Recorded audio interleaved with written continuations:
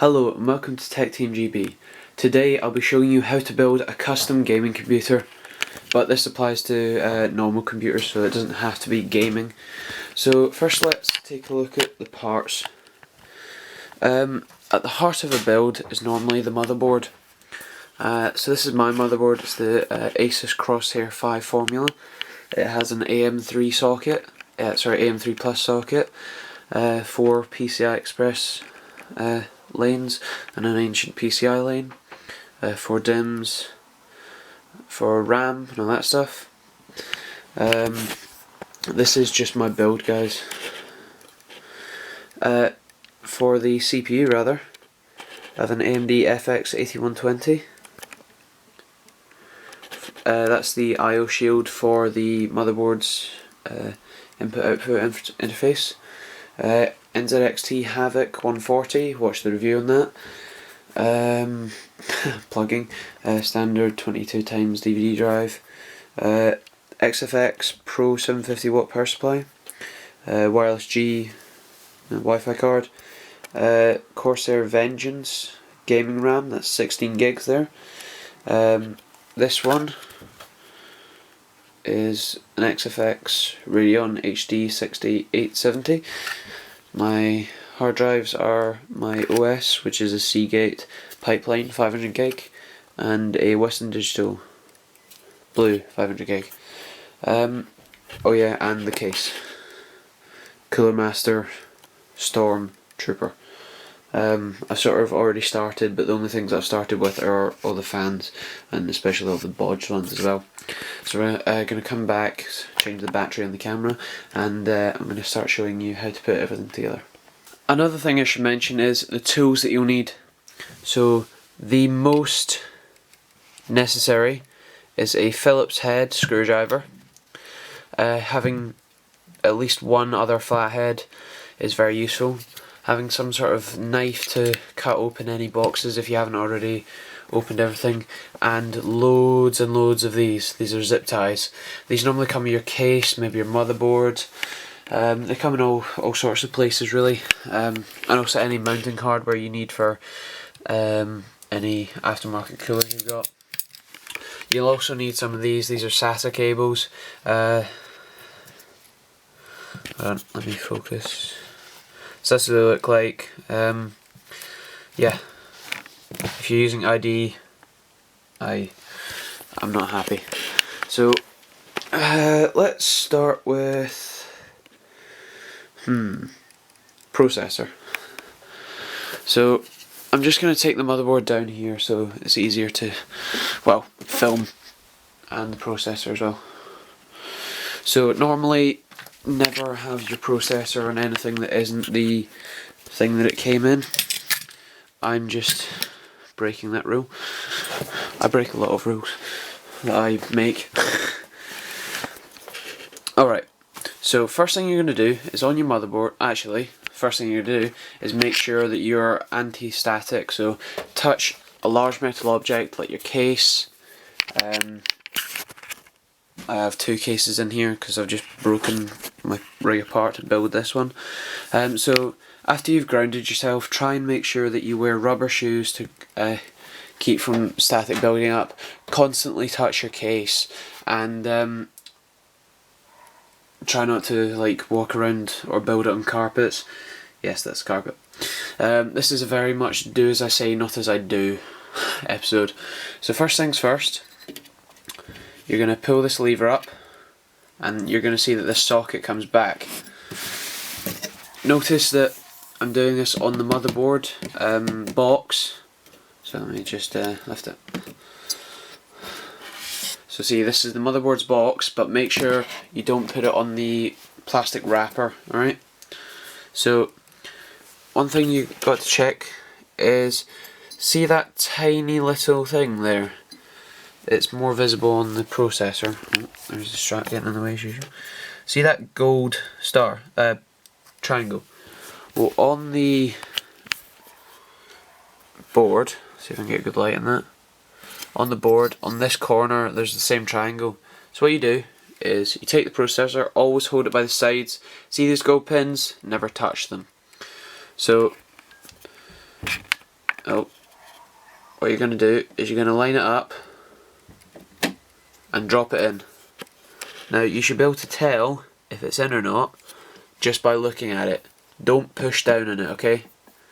Then what you do is when you know it's in, take this arm, push it down, bring it past the clip, and there you go, you've installed your processor. Now many people will tell you to do a dry run, as in keep it on, put a graphics adapter, aka video card, like this one, put that in, get your bare minimum for power supply, put your RAM in, and then boot it. But I already know this system works for sure, so what I'm going to do is I'm just going to put the RAM in for now, and then if you so desire to you know, put a system together, then make sure you do a dry run outside on the box. Put your motherboard like that, put your graphics card hanging over the edge, plug your monitor in, your power and other power for the graphics card, plug in your power supply, turn it on. If you don't have one of these start buttons, you jumper on my board, it is there, and you just put like a screwdriver, so you just do that between the two, which makes a connection between the two. But because I have this button, I would just use that. Obviously because this is a Republic of Gamers board, it has a lot of features on it as well. So first things first, when you're installing RAM, push these open. So see, you can see the difference, right? So that's locked, that you can't put RAM in that. That's open, yeah? Now I'm putting in 4 DIMMs, that means 4 sticks. You might not have to. So see these colours, these aren't just for show. This is called dual channel, which means if you have one in here, this black one here, and one in this black one, they'll work together. And if you have one in this red one and one in this red one, they'll work together. But if you have one in here and one in here, these black and red, they won't work together, and it won't be as fast. You on some boards you have to do both sides, but on mine you don't. So what you do, for either way, put one end in, push, and push firmly on both sides. Now for me, I only have to push one side down and hook it, and I am not sure that that's in. Alright, so there you go, there's one DIMM installed. I'm just going to do the other other 3 quickly. So, one side. For me, I just have to do one side. Push it.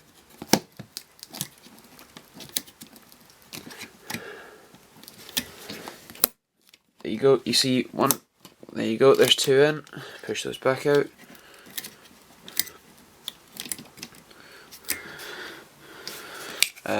Hold on, sorry, focus. This is what happens when one person tries to build a computer and film it. And tell people how to do it as well. So push both sides, equal pressure, not too hard, it snaps in. The other side's in as well. And last DIMM.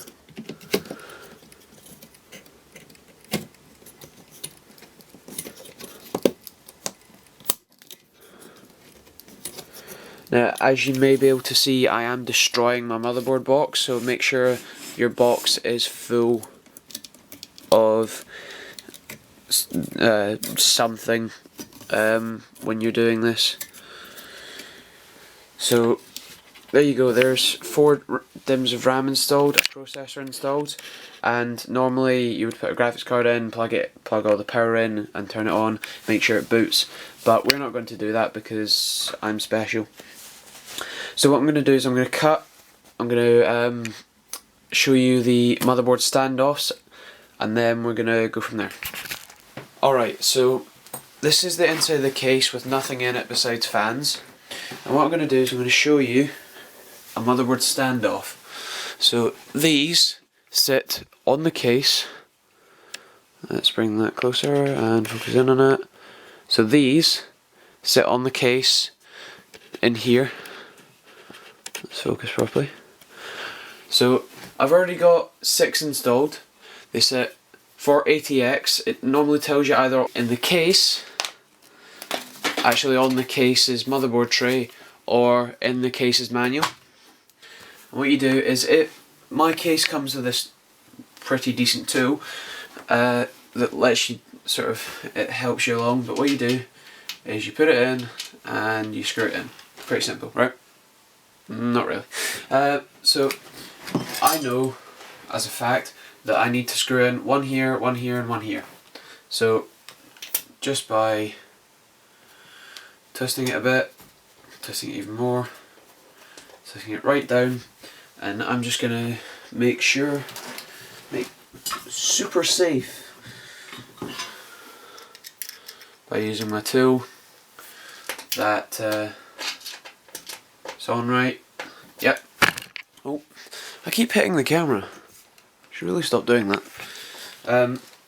So yeah, just repeat that for all 9 if you're using ATX.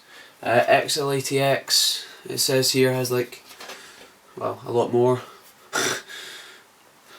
And EATX has more. ITX and all that. ITX, Micro ATX, Mini ATX and all that have smaller. I should probably mention what ATX and all this means. These are all form factors, which basically means the size of the board. So the board that I showed you, my board, is called an ATX board. That's your pretty average sized board really, and that's, unless you're building a small PC, that's what you're looking for. This is what happens when somebody who's incompetent and stupid tries to build a PC, films it and tries to tell everyone how to do it. I'm ruining that. Alright, so that's all the standoffs installed. Now the next thing you're going to need is your IO shield, or your IO shield back plate, which for me looks like this. Let's see if you can actually see that.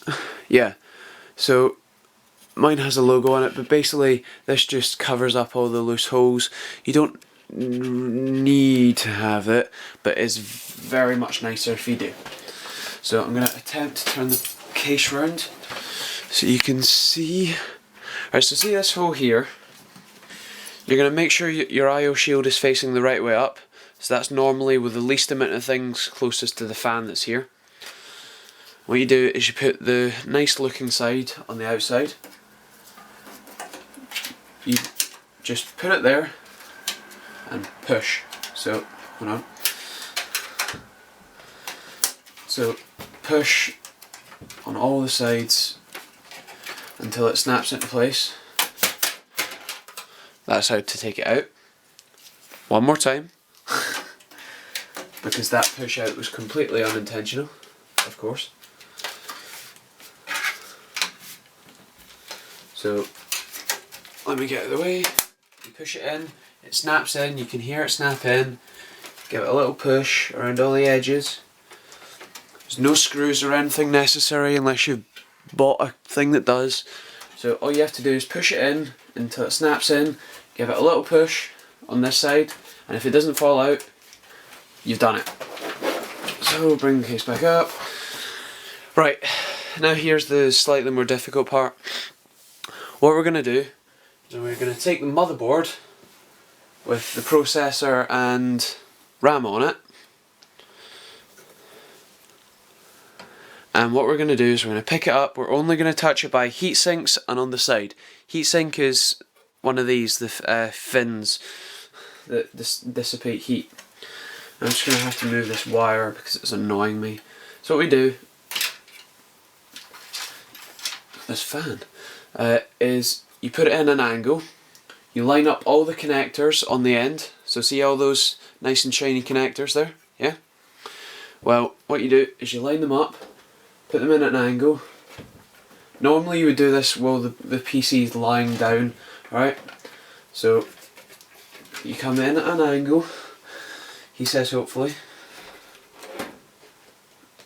rest it there, and what should happen is that all the screws line up. Now what you're going to do is you're going to take all your screws, magic. So what you're going to do is you can take your screws and put them in one here, one here, one here, one here, one here, one here, and one here, one here, and one here. So that's 9 in total. So as I mentioned, all the S screws are here. What I've gone and done is screwed them all in. Basically there's just 9 screws. Screw them in, make sure that you don't do it too tight, because if you do you might end up snapping the board, and if you snap the board you're going to have to wait for a replacement. So you may have noticed that I've taken the RAM out. That's only because in my case it's really hard to get the hard drives in with the RAM in where I want to put them. So in my case I have these adapters, you just snap them on and they're on. So let's see if I can turn the case around a bit. So what I'm going to do is I want this hard drive right at the bottom, so I'm going to put it in here, and it's literally just slide and click. That's your hard drive in. That's how easy it is to upgrade, eh? Got my other one. I'm going to be awkward and put this one up here. Here. Again, snap, in, done. Right, what else is there? The DVD drive, eh? So in my case I have 4 screws. In yours you might have a toolless design. Refer to the case menu for that. So first things first, you need to make sure that you have a drive bay free. So don't know if you can see that. Hold on. So you might be able to see, but I've taken a one of these out. So that's out. You get your DVD drive from the front. You push it in until inside you see the holes. If it's toolless, you'll do whatever mechanism. If it's pushing a button, if it's pushing it down and locking it. I've seen loads of different ones, but in mine it's a good old fashioned shove a screw in. These are thumb screws, so it's really easy to do. So I'm going to do 2 on this side, I'm going to cut, and then I'm going to come back, I'll put my RAM back in, and I've done the 2 on the other side. Power supply. Let's do that. So, this is a power supply. This one's a slightly dusty one. A power supply nearly always has a fan in it. A really good one has it on the top, or you know, upward facing, so it's nice and big and sucks in lots of air. Now I want mine facing down. You don't have to, but obviously because this is what's called semi-modular, which means it only has the cables that you're going to desperately need, and then you just add in all the other ones, plugging them in here. I'm going to put it face down, especially because it has a dust filter here, and it's a lot easier because all the cables that are necessary are actually on this side. So I'm just going to bunch them up and shove them through this hole first. So all you have to do is push it into position looks about right, like that. So I'm just trying to move the cables out of the way. Have a look on the back. I'm just going to turn this around if I... Always refer to your manual, your case manual, about what screws you need to use. So in mine, it tells me on here, number 4, a screw that looks like that to lock the PSU. So you dive into your little bag of screws and find one that looks about right. So hold on. Right, so you take your screw and find a hole and screw it in. It's honestly that simple. Most of a PC is literally just shoving things in and seeing if they work. So yeah, screw it in. There's 4 screws. Don't know what else to say. I'm trying to fill time here while I think I should title this "How to Build a PC the Idiot's Way." What do you think? Put something in the comment to pass time while you're watching this, because this is tremendously slow and probably quite boring for you actually. So sorry if it's boring, guys. Do you know what I've done too? I'm gonna cut and show you, the rest later. Alright, so I've screwed the power supply in, but now I have this massive wires behind me, behind the case. Let's just turn the case over. This is what the back of the case currently looks like, guys. That's how bad it is, right? So I'm going to sort that out in a minute, because there is a couple more things we still need to install before doing any sort of cabling or cable management. The absolutely more important things, like, let's start with the boring one, the wireless card. A lot of you guys will probably go, why are you using a wireless card? That's rubbish. But my router is downstairs, and to run a cable up would probably be more expensive than how much the card was, and the card was, well for me it was free, because I gave Sonny, funnily enough, my Black Ops, because I didn't like Black Ops and it was terrible game. And now you're probably going, well, why did you get it then? I got it for Christmas, I think. I'm being polite and kept it for a week. So there's your wireless card, and it is literally just taking the screw out, taking the bracket out, pushing it in, and then screwing it back up again. Now we've already done a video on how to install a graphics card. So if you want to check this out properly, like in utmost amazing detail, then check it out. If you just want to see me sort of pathetically attempt to rush through it quickly with you, then yeah, because that's what I'm going to do. So just taking the screws out, taking these extra back plates out, that's what they look like. These are actually really nice. So my graphics card, push the lock open, really dusty, lovely. So see these tongs here, make sure they do not dig into the motherboard and do not go behind the case. Set it there, give it a nice firm push, and there you go, you've installed your graphics card. Then just some cases have mechanisms like little arms that you push down, and then you could put a screw in. But most cases that I know of, you just need to screw it in. These are thumb screws, but I am using a screwdriver because I can and will, and it's my system, so yeah.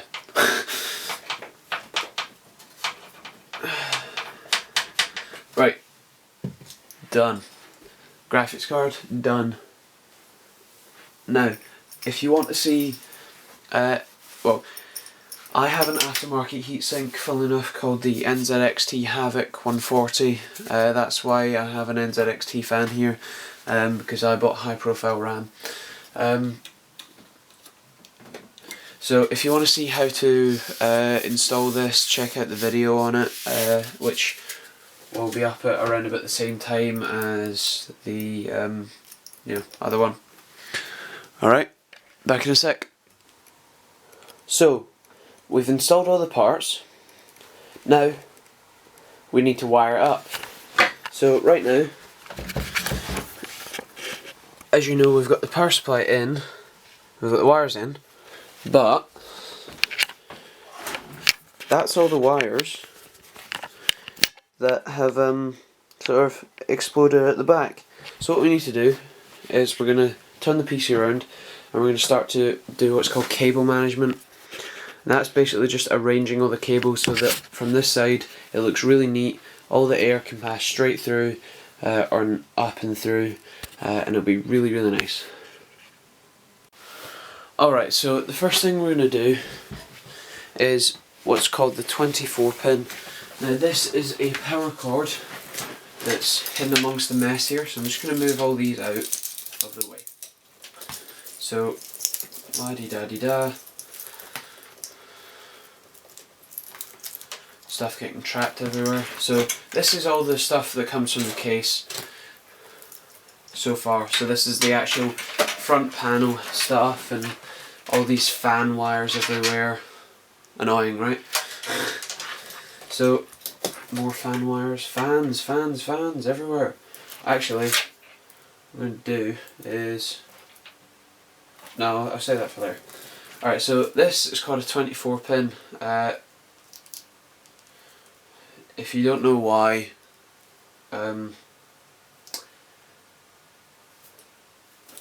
but this normally goes through,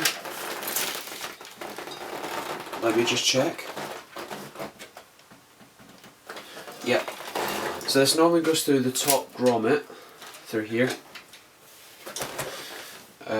So that will go through there, it will get plugged in, and then all will be merry. And what I'm going to do is I'm going to cut and I'm going to plug all these wires in, because if I lose these then it's just going to be a nightmare later.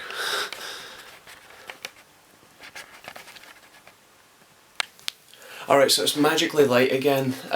That's because I was filming at about midnight last night and kept getting things wrong, so that's why it took me so long. But now it's Saturday and it's daylight again. So what I've done is I've gone ahead and taken my 8 pin, which is the same as the 24 pin here, but it only has 8 pins. And I also have a 4 pin, which is the same as the 8 pin, but with 4 pins. And what I'm going to do is I'm going to show you how to connect all of these. So on the 24 pin there's this latch here. Now that's going to need to go on the outer side, and you bend this over backwards. The light blue cable and the green cable go on the inside, they're hidden. What you do is you bend it over, you push it in, and then you give it a good firm push until you hear the latch click. Just give the latch a little feel and you'll feel that it's on.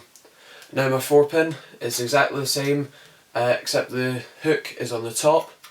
We're going to push this in, like that. That is in.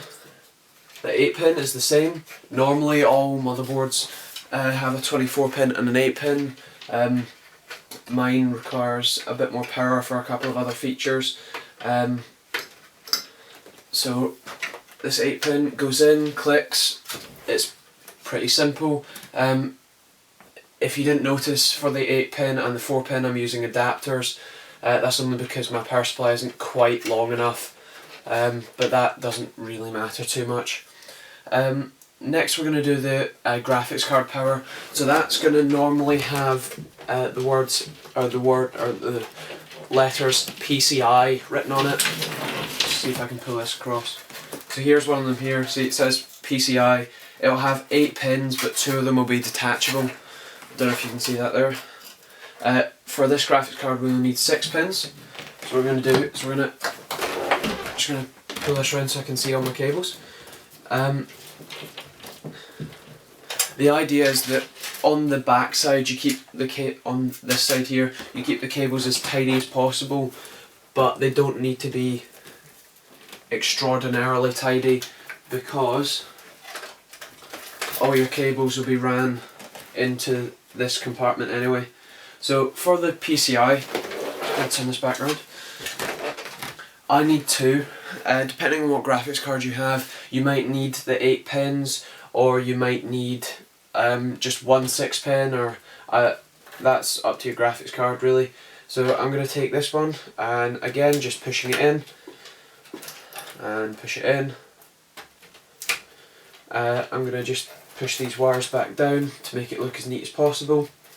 I'm going to try and avoid the SATA connectors, which funnily enough is what we're going to do next. So what you're going to do is you're going to get your SATA, you're going to let's do the drive first. So you're going to take the right angled part of your SATA connector and put it in the drive. Now I'm putting mine through here, but you can put them through any grommet you want.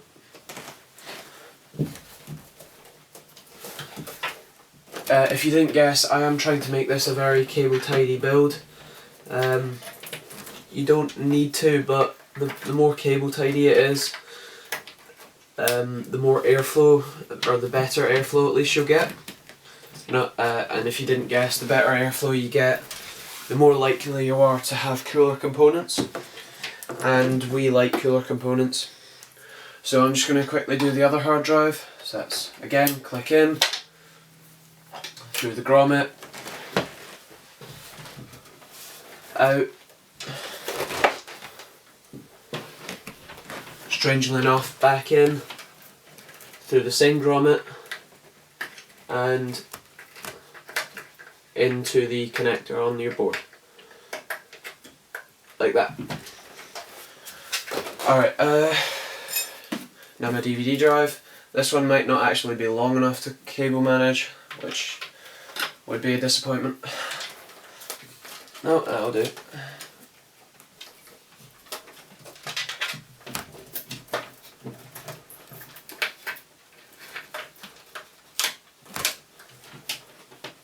Right, so that's all your SATA connectors connected. Now on my power supply I have a modular power supply, which means I can plug in extra connectors. Now because I have 3 SATA devices, on the back I also have some Molex, which is this, which is 4 pins. They'll normally have this push off thing. Now what I'm going to do is I'm going to locate all my SATA connectors. There's one, and there's the other one. I'm going to plug them in. If you don't have a what do you call it? A modular power supply, then you'll just have to hide all your cables behind here and then only select the ones you want. So I'm just going to plug this in. Alright, so I've plugged it in, and what I'm going to do is, here's the connectors here. I've already connected the power for the DVD drive. I've plugged in a couple of fan connectors as well, but that's not too difficult. So I'm just going to pass it through here. Just pull this one down first. There's a right angle here, and the right angle faces down and to the right. Push that. So I'm going to be very cable management this, and all you have to do is push it in to the DVD drive, hard drive, sorry, or DVD drive. Again, same. Push it in, and that's your hard drive's got power. So behind here is extremely messy, but that is the gist of it. I also have some Molex connectors in the back that I need to plug in, but it is literally just putting this in, putting it behind here and connecting it in, so nothing too difficult. Now besides that, that is, as far as I can think of, your PC built. So once you've done that, if you have any like fans on the side, like me, oh great, give that a wash later. If you have any fans on the side, don't forget to connect those, especially connect them to a fan controller or something like that. Actually that's a good idea, I'm going to connect all my fans to a fan controller instead. Make sure to put both side panels back on, so I've got my side panel on.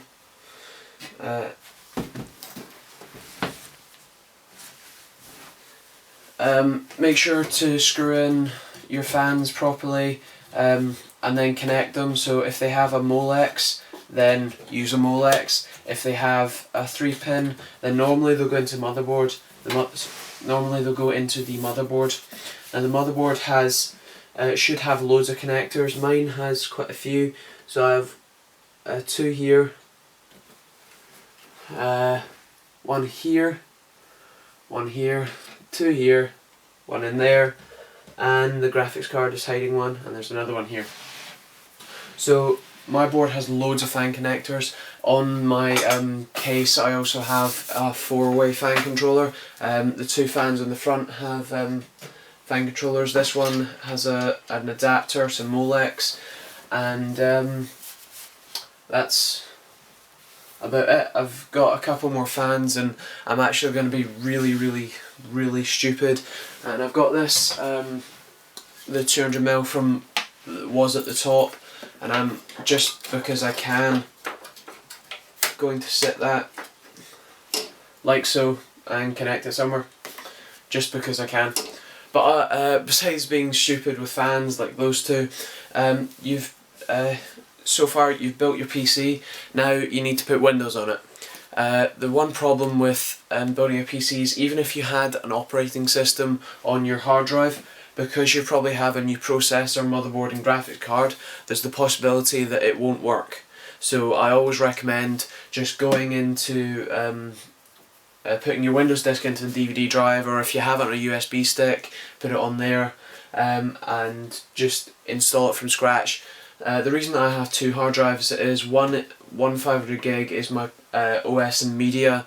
Now that having media on that is probably a bad idea, but never mind, because the idea is that that's my slower drive out of the two. So my operating system, yes, it does go a bit slower, but I have all my games on the top one.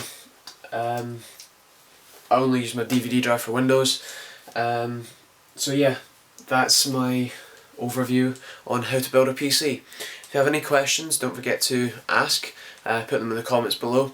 I'll try to include some links to some stuff that you might like to see, and also I'll try to include some links to things like how to install or remove thermal paste if you've not already done that. And if you want to see the review or installation guide of the NZXT Havoc 140, please feel free to check it out. So other than that, I will say thank you for watching. I know it's been a very long video, but it does take a lot. So yeah, thanks for watching. Don't forget to comment, rate, subscribe, and we'll see you all next time.